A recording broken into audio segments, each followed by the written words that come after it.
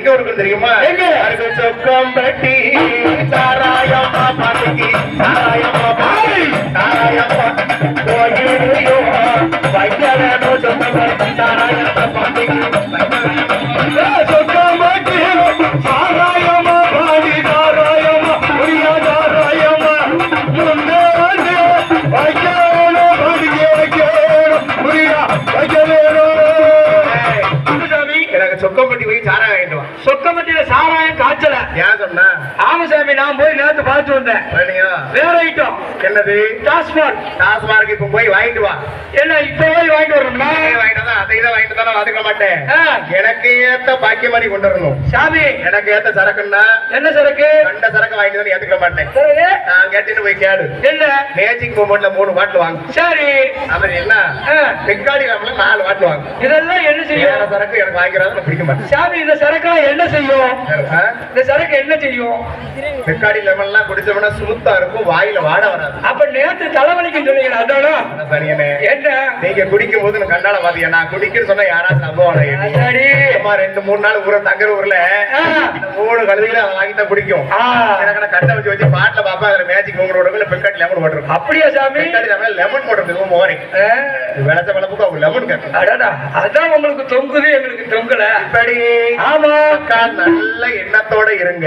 பிறகு ஒரு மனசன் நல்ல எண்ணத்தோட இருந்தா என்ன மாதிரி கூட கூட தொங்கத்தான் செய்யும். அதே மாதிரி இருக்கிற கேடு கெட்டணத்துக்கு உன தொங்குமா? தொங்கத்தான் விடுவானா?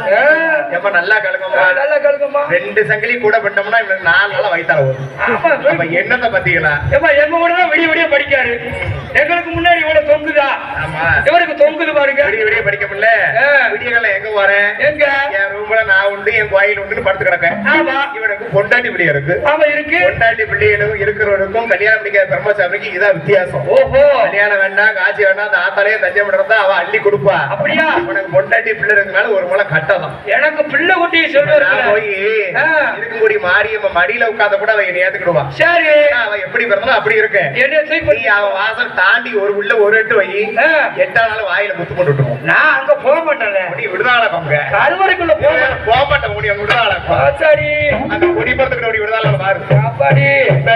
ஆமா 8 பேரு பிறந்தாலும் அன்படி கொடுத்த அத்தனை எல்லா உள்ளங்களும் ஆமையா தயவு செய்து. சரி கூட்டம் நிறைய இருக்கு. ஆமா ஆகையினால சரி முந்தி பிச்சை எடுக்கும் போது நீங்க போடுங்க. ஆமதாய் யார்ட்ட சொல்ல மாட்டேன். வச்சிருக்க கூட்டம் வந்து அதிகமா இருக்கு. நீங்க அங்க இருந்து நடந்தெல்லாம் வரக்கூடாது. ஆமதாய் துட்டு காண்டி கிடையாது. நான் வந்து ஏற்றதா கூட்ட இடத்துல இருக்கு. ஆமா அதனால நீங்க எதிர்த்து நீங்க கொடுத்தாலும் சரிதான் கொடுக்கறது உட்காருங்க. அம்மா முந்தி பிச்சை எடுக்கும் போது உங்களால ஏற்றத பிள்ளைகள் அதற்கு அங்க இருந்து எடுக்க கேட்க வரும். உங்களால என்னது அவளை போடுங்க. எவ்வளவு போட்டாலும் அவன் மாத்திரம் தான் இருப்பா. ஆகையினால எல்லா மக்களும் அப்ப போடுங்க. தயவு செய்து இப்ப வந்து ரூபாய் கேட்டு நீங்க ஏச்சு வர வேண்டாம். இடத்தில் ரொம்ப இருக்கு. ஆகையினால ஆத்தாளுக்கு முந்தி பட்சத்துக்கு போடுங்க. சரி ஆத்தா 8 பேரு பிறந்தாலும் அவ அக்கால தங்கையமா அனுபவம் இருந்தாலும் இருக்க முடி மாறியமா பெண்ணுக்கு பெண்ணால பெண்ணுக்கு பெண்ணாலி மாரியம்மா பெண்ணுக்கு